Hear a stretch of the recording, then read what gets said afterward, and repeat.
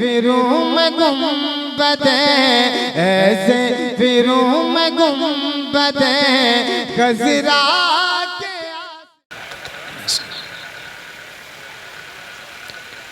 Stage پر تشریف فرما معزز علماء اہل سنت، برادران اہل سنت، پردہ نشین خواتین امت، السلام علیکم ورحمۃ اللہ تعالی وبرکاتہ۔ وعلیکم السلام ورحمۃ اللہ تعالی وبرکاتہ۔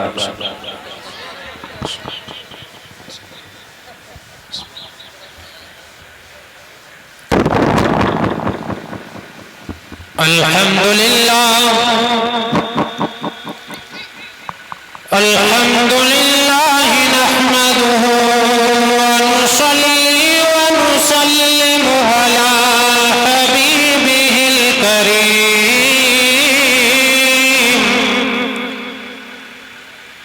وعلی آلہ واصحابہ اجمعین۔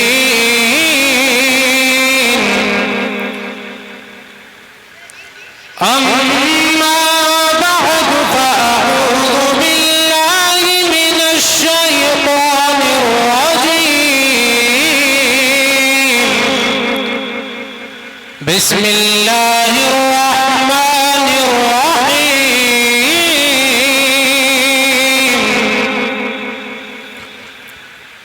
اهدنا الصراط المستقيم،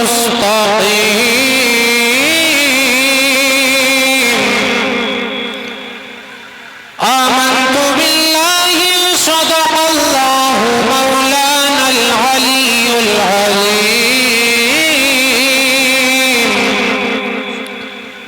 وبلغنا رسوله النبي الأمين الكريم۔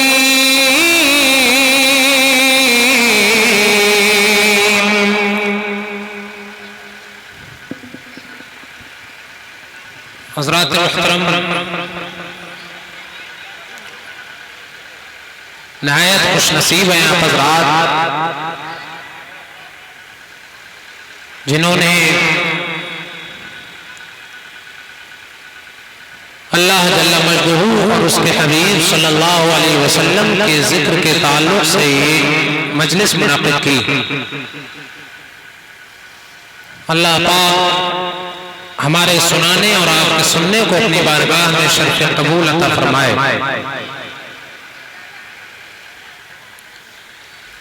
میں تقریر سے قبل نعت پاک کے چند اشعار پیش کر رہا ہوں۔ کلام الامام امام الکلام کے چند اشعار پیش خدمت ہیں۔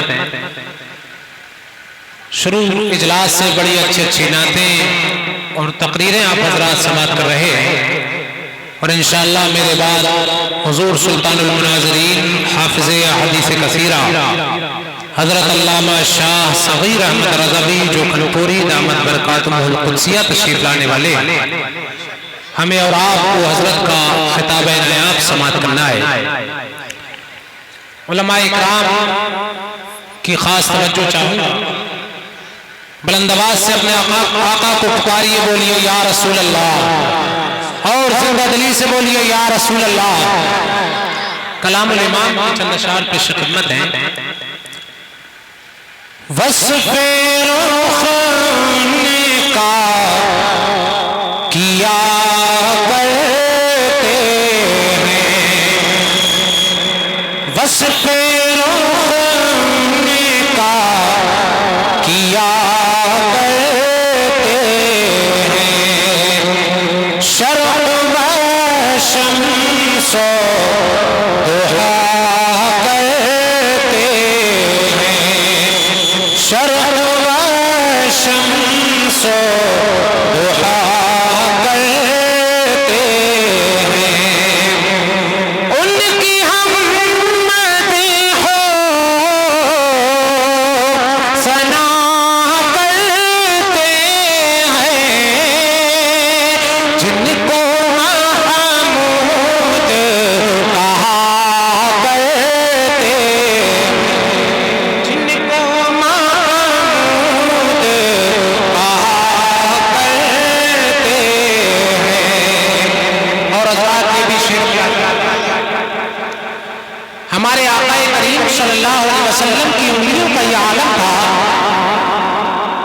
کہ آپ کی انگلیوں کے درمیان سے پانی کے چشمے جاری ہو جاتے تھے. صحابہ کرام انگلی سے نکلے ہوئے پانی کو پی کر کے اپنی پیاس کو بجھاتے ہیں. حضور اعلیٰ حضرت اس چیز کو بیان کرتے ہیں. انگلیاں پائی وہ پیاری پیاری. اس کی آواز تھوڑی کھول دیجیے آپ. آواز کھولیے اس کی, بلند آواز سے بولیے سبحان اللہ.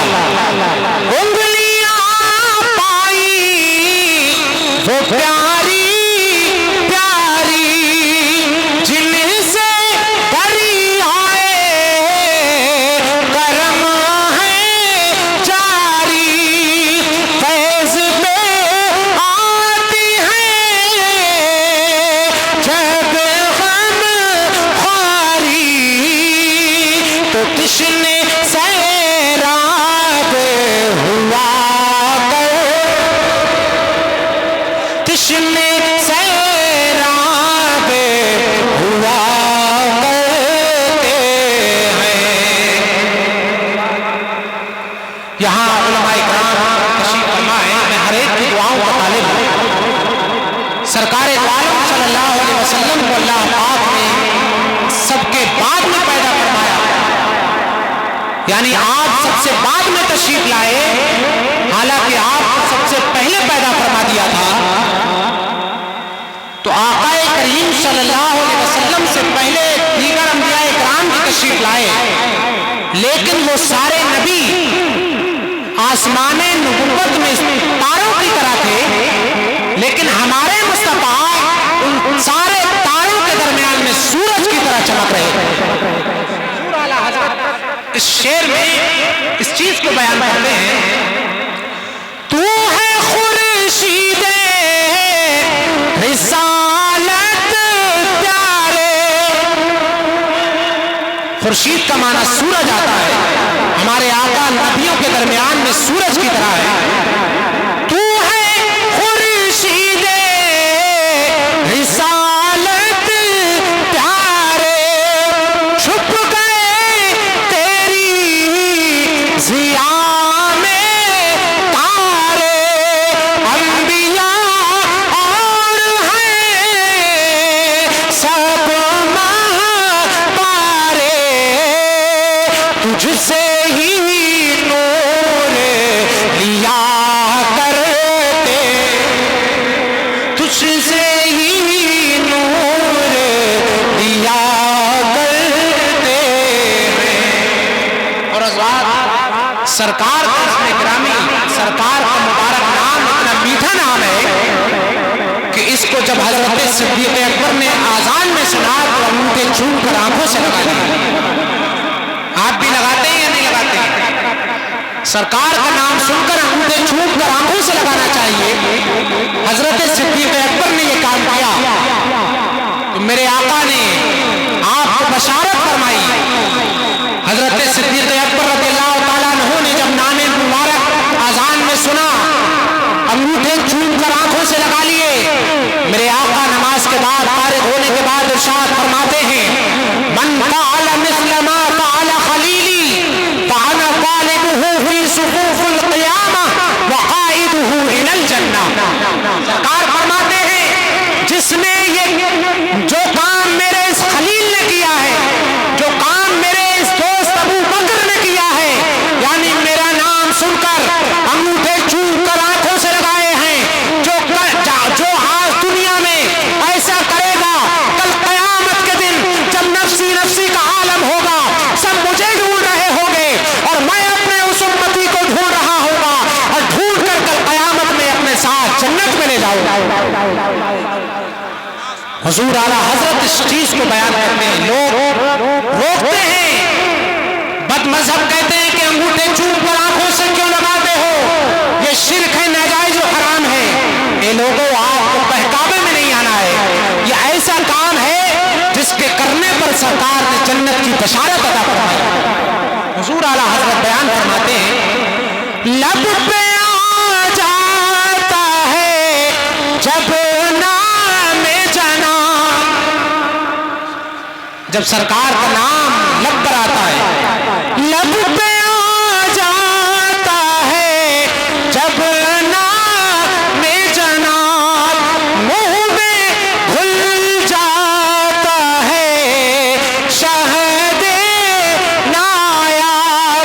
مجد میں ہو کے ہمیں جا دیتا، اپنے لب چوم لیا کرتے ہیں، اپنے لب چوم لیا کرتے ہیں۔ اور حضرات آپ نے سنا ہوگا کہ سرکار کا حکم ساری کائنات پر چلتا ہے، سرکار کے لیے بادل برسائے گئے ہیں، سرکار کے لیے زمین دو حصوں میں تقسیم ہو گئی ہے، سرکار نے اشارہ فرمایا تو چاند کے دو حصے ہو گئے، چاند دو حصوں میں بٹ گیا۔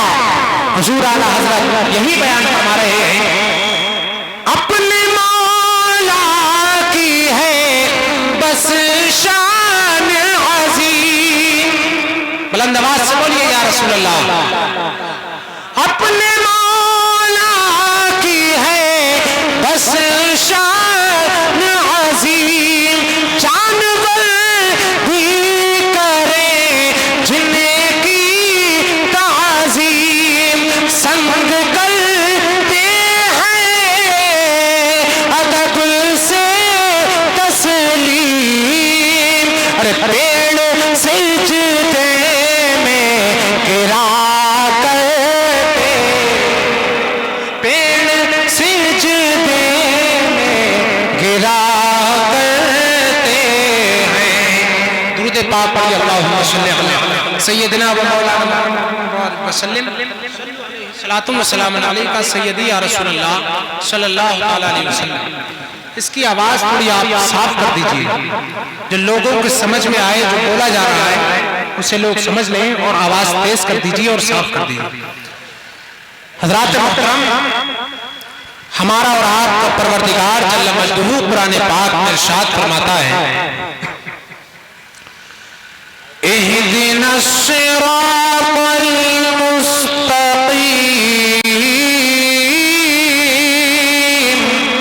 سبحان اللہ سبحان اللہ، بے شک، یعنی اے پروردگار عالم تو ہمیں سیدھا راستہ چلا۔ 5 وقت ہر مسلمان نماز کے اندر یہ دعا کرتا ہے، اہدنا الصراط المستقیم، اے پروردگار عالم ہمیں سیدھا راستہ چلا۔ کن کا راستہ؟ انعمت علیہم، ان کا راستہ جن پر تو نے اپنا انعام فرمایا، ان کا راستہ نہ چلا جن پر تیرا غضب ہوا، اور نہ ہی ان لوگوں کا راستہ جو گمراہ ہو گئے۔ حضرات محترم، میں جتنی دیر گفتگو کر رہا ہوں آپ کی توجہ چاہوں گا۔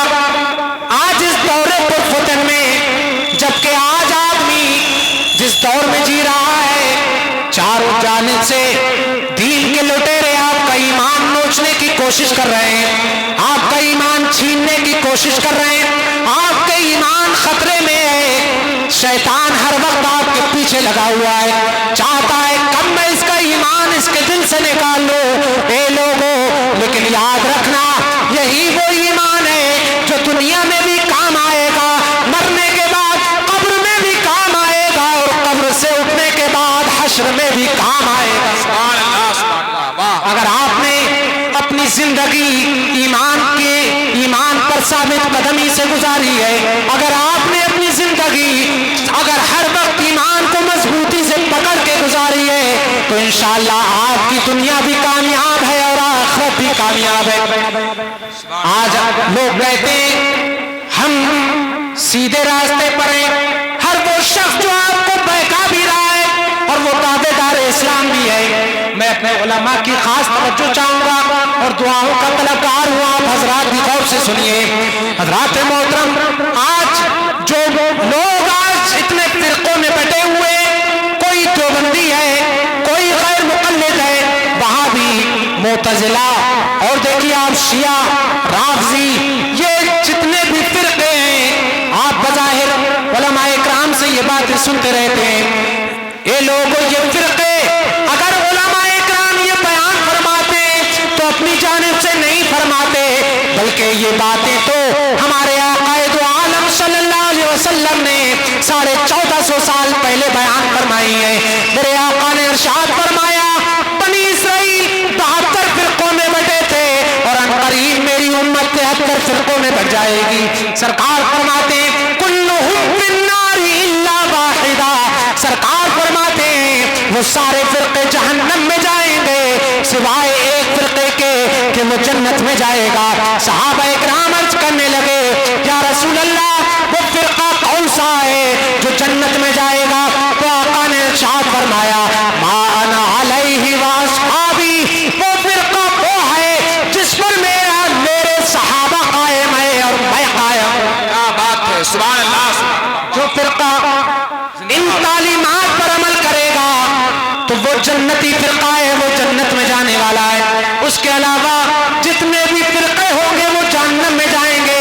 اے لوگوں اب غور یہ کرنا ہے کہ آپ کون سے فرقے میں اپنی زندگی گزار رہے ہیں، آپ کون سے فرقے میں اپنے آپ کو شامل کیے ہوئے ہیں. کہیں ایسا تو نہیں کہ وہ 72 فرقے جن کو آقا نے جہنمی قرار دیا ہے کہیں ہمارا شمار اس میں تو نہیں ہو رہا ہے. یہ آپ کو غور کرنا ہوگا اور آپ کو توجہ دینا ہوگی.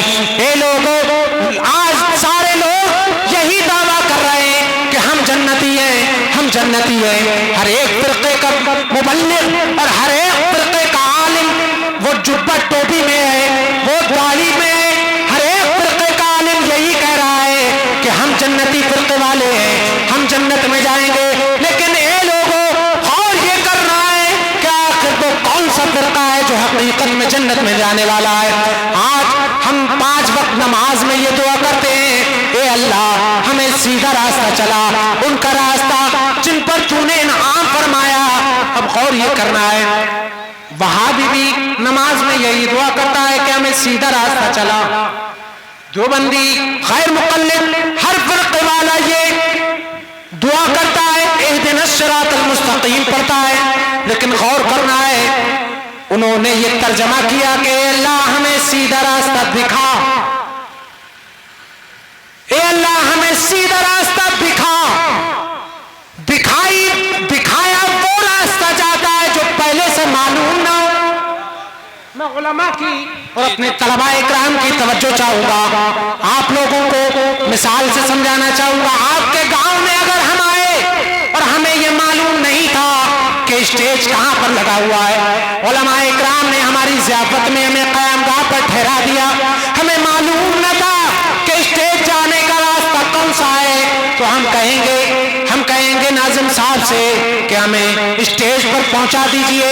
تو کہیں گے اگر انہوں نے یہ کہہ دیا کہ حضرت یہ راستہ جو جا رہا ہے یہ اسٹیج پر جا رہا ہے تو ہو سکتا ہے ایک گلی چھوڑنے کے بعد ہم دوسری گلی میں بھٹک جائیں، ہو سکتا ہے کہ ہم کسی اور گلی میں چلے جائیں. لیکن وہیں پر دوسرے عالم دین نے کہا اے حضرت ہم آپ کو صرف راستہ بتائیں گے نہیں بلکہ چھوڑ کر کے آئیں گے، بلکہ ہم آپ کو راستہ چلائیں گے. تو اب دیکھیے اہدنا الصراط المستقیم، اے اللہ ہمیں سیدھا راستہ چلا. اور ایک آدمی نے یہ ترجمہ کیا کہ اللہ ہمیں سیدھا راستہ دکھا. بتائیے کون سا ترجمہ بہتر ہے؟ ہمارے اعلیٰ حضرت امام اہل سنت مجدد دین و ملت الشاہ امام احمد رضا خان فاضل بریلوی علیہ الرحمت و رضوان نے اس آیت کا ترجمہ اسی لیے یہ کیا اے اللہ ہم اس راستے کو دیکھے ہوئے ہیں ہی کہ تو نے ہمیں مسلمان بنایا ہے. اے پروردگار عالم ہماری تجھ سے یہی دعا ہے کہ ہمیں اسی راستے پر چلاتے رہنا، اس راستے پر ہمیں چلاتے رہنا. اے اللہ ہمیں سیدھا راستہ چلا، یعنی ہم صراط مستقیم پر اس جنتی راستے پر قائم ہیں اے اللہ، لیکن ہمیں اسی راستے پر چلاتے رہنا. لیکن وہیں پر دیوبندیوں نے یہ ترجمہ کیا اے اللہ ہمیں سیدھا راستہ دکھائی وہ چیز جاتی ہے جو پہلے سے معلوم نہ ہو، اور چلایا اس میں جاتا ہے جس میں پہلے سے چل چکے ہو. اسی لیے اعلیٰ حضرت نے یہ ترجمہ بیان فرمایا. حضرات محترم اگر میں اس لفظ چلا پر اگر گفتگو کروں تو حضور اعلیٰ حضرت نے کئی آیتوں کا نچوڑ ہے. یہ جو آپ نے ترجمہ کیا چلا یہ کئی آیتوں کا نچوڑ ہے جو مجدد دین و ملت نے بیان فرمایا. حضرات محترم آگے بڑھیے. اب ہم دعا کر رہے ہیں اللہ ہمیں سیدھا راستہ چلا. کن کا راستہ؟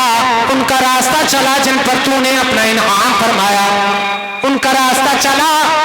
اب سوال یہ پیدا ہوتا ہے کہ وہ کون لوگ ہیں جن پر اللہ نے انعام فرمایا اور ہم ان کے راستے پر چلنے کی دعا کر رہے ہیں؟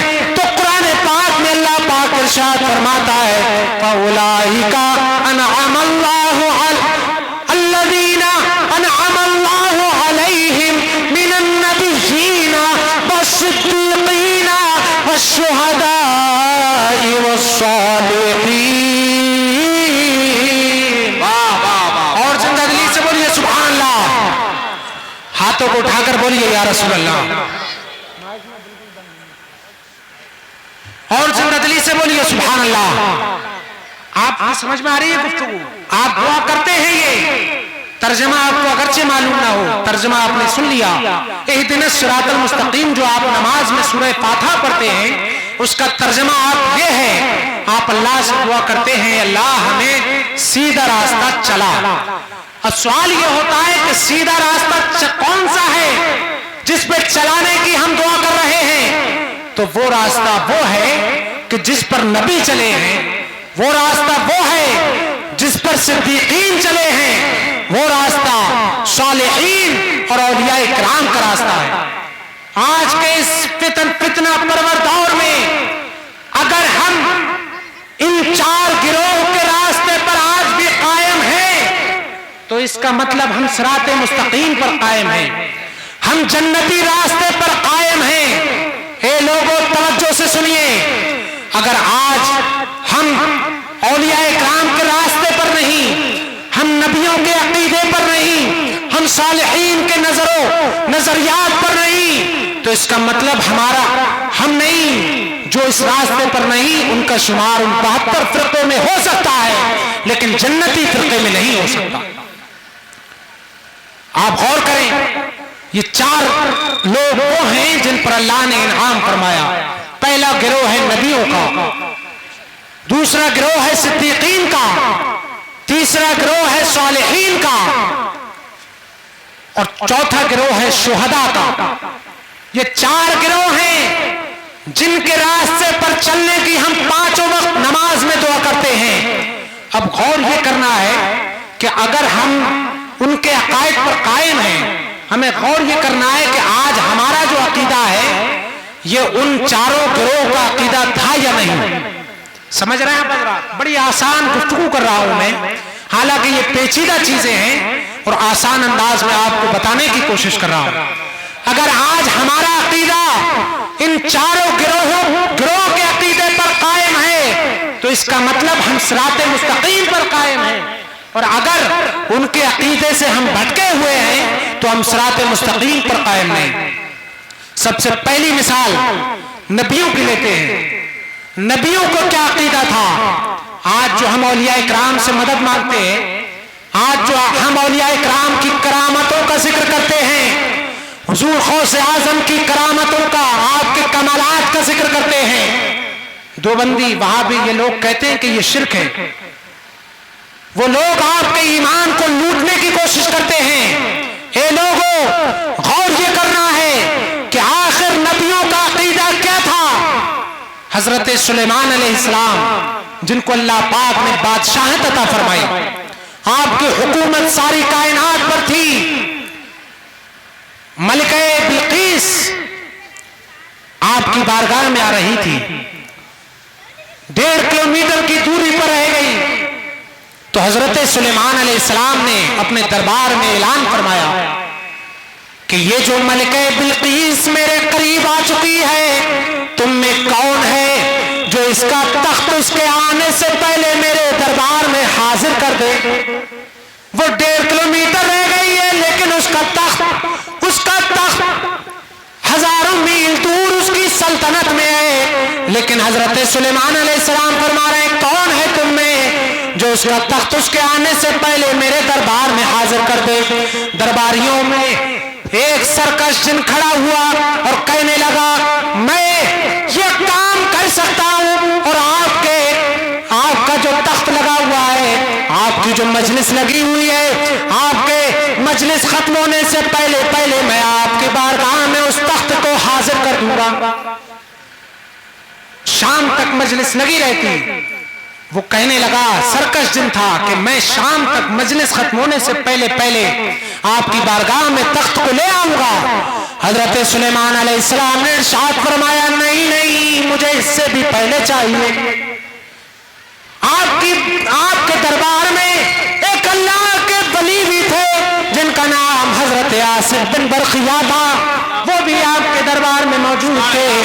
کہنے لگے اے اللہ کے نبی, یہ سرکش جن تو مجلس ختم ہونے سے پہلے لانے کا دعویٰ کر رہا ہے, آپ مجھے حکم دیجئے تو میں آپ کی پلک جھپکنے سے پہلے وہ تخت آپ کی بارگاہ میں حاضر کر دوں. سبحان اللہ سبحان اللہ. کیا بات. اور کیجئے, آپ اللہ کے نبی ہیں اور کہہ رہے ہیں کہ کون ہے تم میں جو تخت لے کر کے آئے. حالانکہ اللہ پاک نے اپنے نبیوں کو یہ پاور دی تھی, وہ اشارہ کرتے تو وہ تخت آ جاتا, اور آپ نے یہ حکم دیا کون لے کر کے آئے گا. تو پہلے تو سرکش جن نے یہ کہا کہ دربار ختم ہونے سے پہلے لے آؤں گا, لیکن اللہ کے ولی کہتے ہیں کہ میں پلک جھپکنے سے پہلے لے آؤں گا. معلوم یہ ہوا کہ اللہ کے نبی ان کا یہ عقیدہ تھا کہ جو اللہ کے ولی ہوتے ہیں وہ پاور اور اختیار رکھتے ہیں.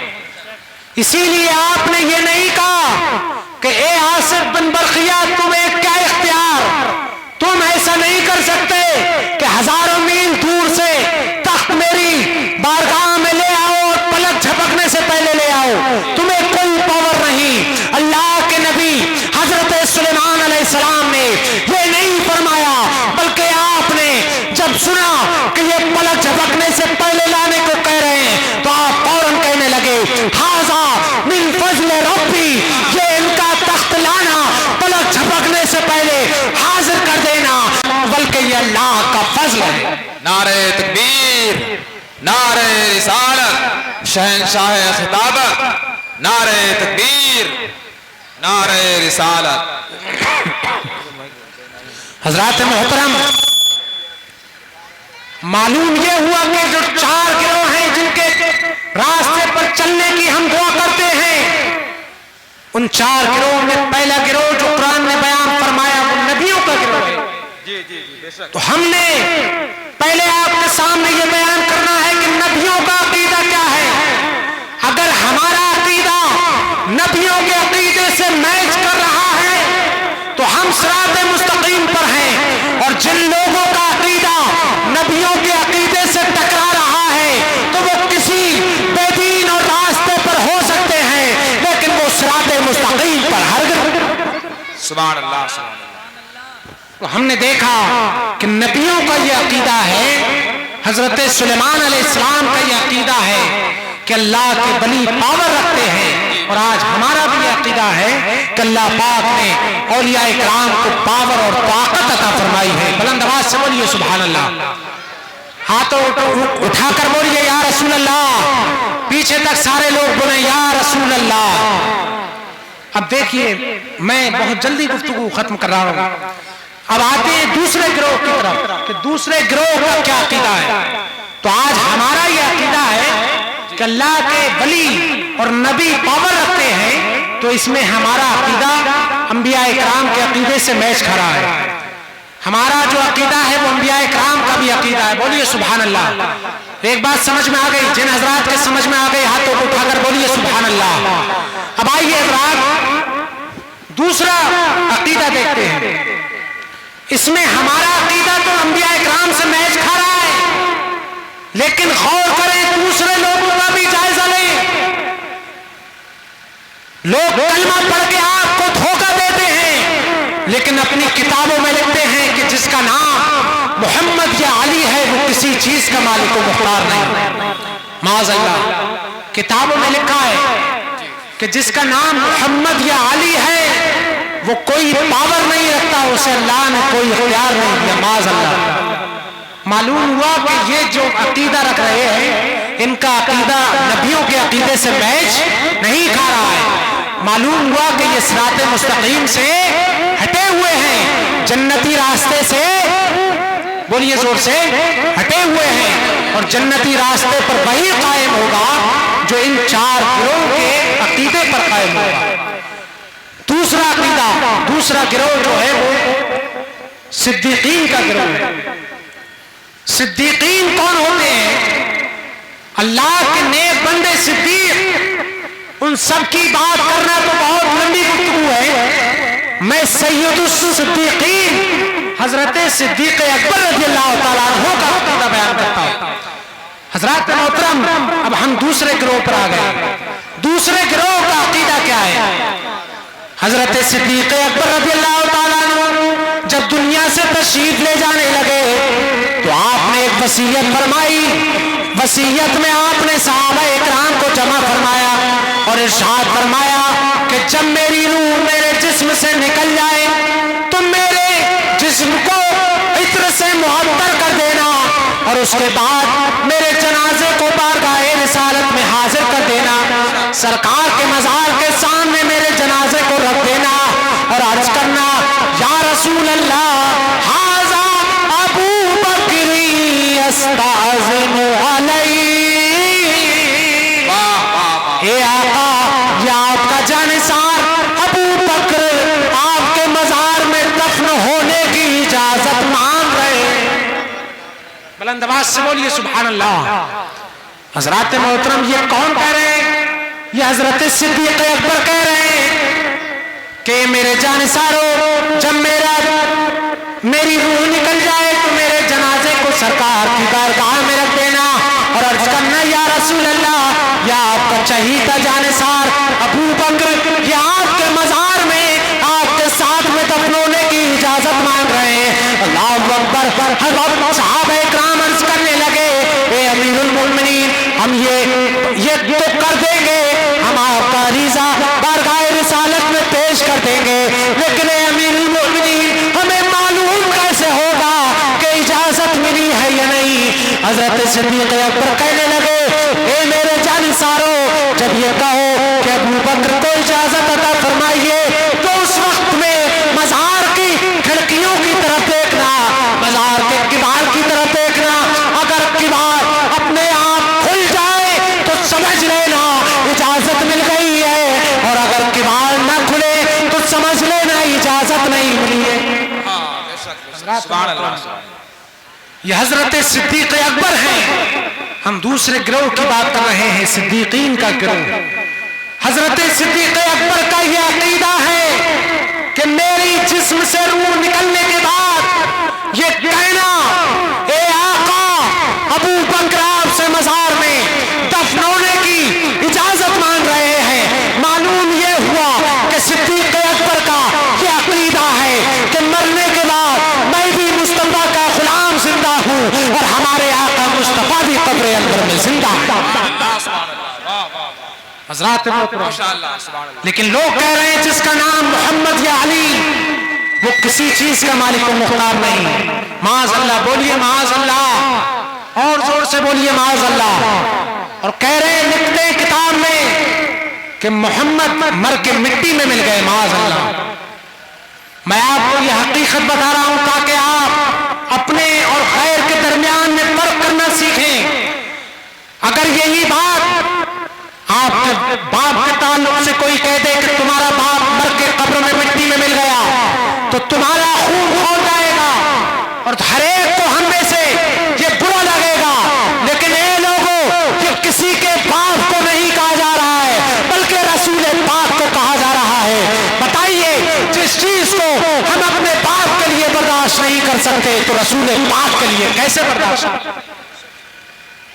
اس لیے فرق محسوس کیجئے، آپ غور کیجئے کہ آخر کون سی زندگی ہم لوگ جی رہے ہیں۔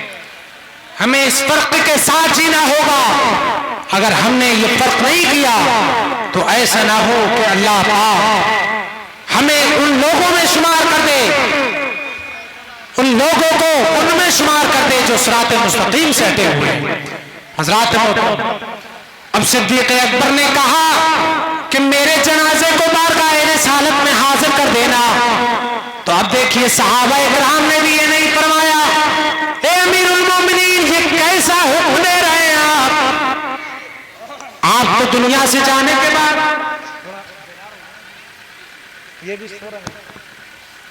حضرت صدیق اکبر نے یہ نہیں فرمایا کہ یہ کہنا کہ اے اللہ کے نبی، یہ مت کہنا کہ میری طرف سے تم اجازت مانگ لینا، صحابہ اکرام یہ نہیں فرمایا، بلکہ فرمایا یہ کہنا یہ ابو بکر خود اجازت مانگ رہے ہیں۔ معلوم یہ ہوا کہ حضرت ابو بکر جانتے تھے کہ اوروں کی بات ٹل سکتی ہے لیکن اپنے صدیق کی بات کو ٹالا نہیں جائے۔ بے شک، بہت خوب، سبحان اللہ۔ یہ کہنا کہ یہ ابو بکر خود اجازت مانگ رہے ہیں۔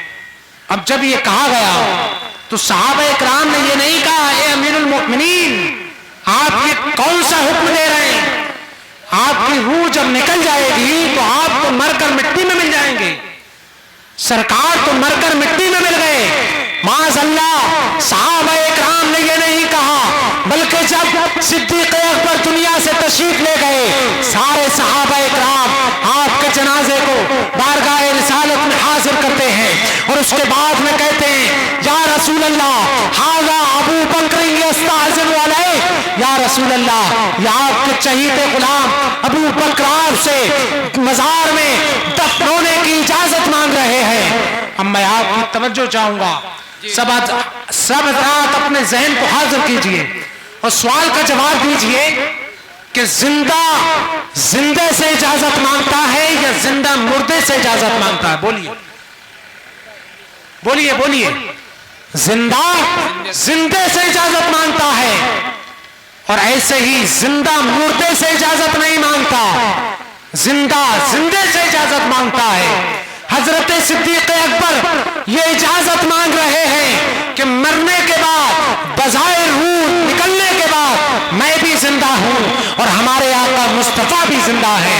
اب حضرات اس کے بعد میں جب آپ کا وصال ہو گیا صحابہ اکرام آپ کے جنازے کو لے کر کے آئے اور کہنے لگے یا رسول اللہ یہ ابو بکر آپ سے اجازت مانگ رہے ہیں، تو ایسا نہ ہوا کہ اجازت نہ ملی ہو بلکہ آپ کے تشریف لانے کے بعد نعرہ تکبیر، نعرہ رسالت، نعرہ رسالت۔ آپ حضرات اپنی نگاہوں سے دیکھ رہے ہیں کہ آپ کی دانی جانب سے خطیب اعظم ہندوستان شہنشاہ خطابت مناظر اہل سنت حافظ احادیث کثیرہ استاذ العلماء حضرت علامہ الحاج شاہ مفتی قاری صغیر احمد صاحب قلعہ جوہن پوری خلیفہ حضور مفتی اعظم ہند کے پیکر میں منبر نور کی زینت بن رہے ہیں۔ نعرہ تکبیر، نعرہ رسالت، خطیب اعظم ہندوستان حضرت علامہ قاری صغیر احمد صاحب قلعہ جوہن پوری، نعرہ تکبیر، نعرہ رسالت۔ آپ حضرات اطمینان سے بیٹھ جائیں، حضرت علامہ قاری صغیر احمد صاحب قلعہ جوہن پوری کے چہرے کی زیارت فرمائیں۔ بیٹھ جائیں آپ حضرت، بیٹھ جائیں۔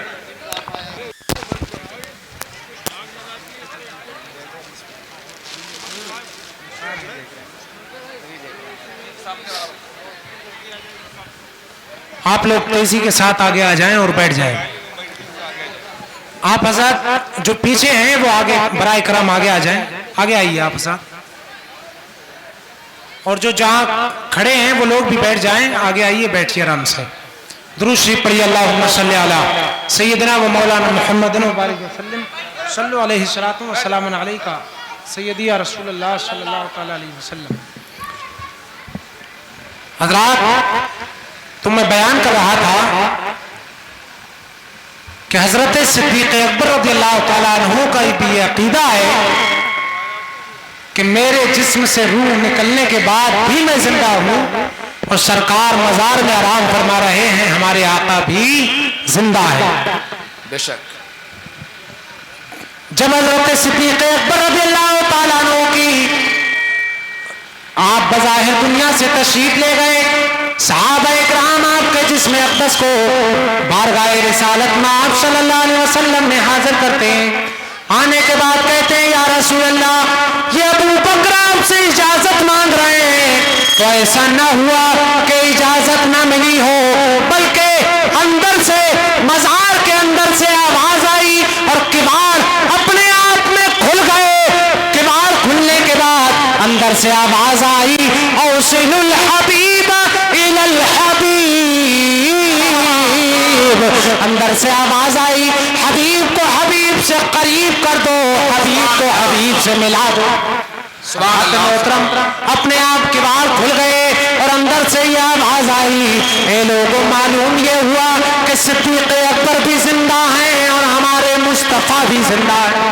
سبحان اللہ سبحان اللہ۔ اور یہی ہمارا عقیدہ ہے، بے شک حیات النبی کا عقیدہ کہ مصطفیٰ اپنی قبر انور میں آج بھی زندہ ہیں۔ لیکن جو لوگ کہتے ہیں کہ مصطفیٰ کے لیے کہتے ہیں وہ مر کے مٹی میں مل گئے معاذ اللہ، تو بتائیے کہ وہ کس عقیدے پر قائم ہیں؟ وہ عقیدہ اس فرقے کا نہیں جو جنتی فرقہ ہے، بلکہ یہ سرکار اپنی قبر انور میں زندہ ہیں، یہ ان کا عقیدہ ہے جنہیں سید الصدیقین کہا جاتا ہے، اور انہی کے راستے پہ چلنے کی ہم 5 وقت دعا مانگتے ہیں۔ بے شک سبحان معلوم اللہ۔ ہوا کہ اس حیات النبی کے مسئلے میں ہم صدیقین کے گروہ میں شامل ہیں اور ہمارا عقیدہ ان سے میچ کر رہا ہے۔ جن لوگوں کا عقیدہ اس کے خلاف ہے وہ صراط مستقیم سے ہٹے ہوئے ہیں۔ اے لوگوں، اسی راستے پہ قائم رہنا ہے۔ میرے آقا کریم صلی اللہ علیہ وسلم نے صحابہ کرام کے درمیان میں ایک خط کھینچا۔ حدیث پاک کے الفاظ ہیں، حضرت عبداللہ ابن مسعود رضی اللہ تعالیٰ عنہ حدیث پاک کے راوی ہیں، سرکار نے ارشاد فرمایا، سرکار نے خط کھینچا، خط لنا رسول اللہ صلی اللہ علیہ وسلم خطا، سرکار نے ہمارے درمیان میں ایک خط کھینچا اور ارشاد فرمایا یہ جو سیدھا راستہ تمہیں نظر آ رہا ہے، سرکار فرماتے ھذا سبیل اللہ،